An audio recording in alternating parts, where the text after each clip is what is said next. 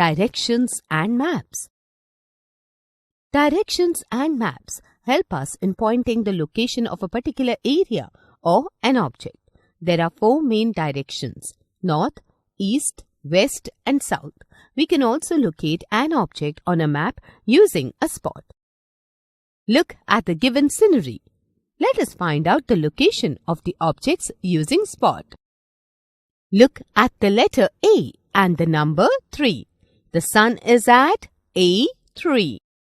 Look at the letter A and the number 2. The pond is at A2. Look at the letter A and the number 1. The dustbin is at A1. Look at the letter B and the number 3. The birds are at B3.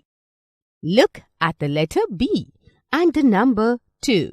The hut is at B2. Look at the letter C and the number 2.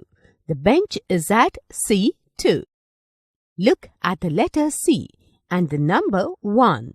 The dog is at C1. Spot is a location or position. So A3, B3, C3 and so on are spots.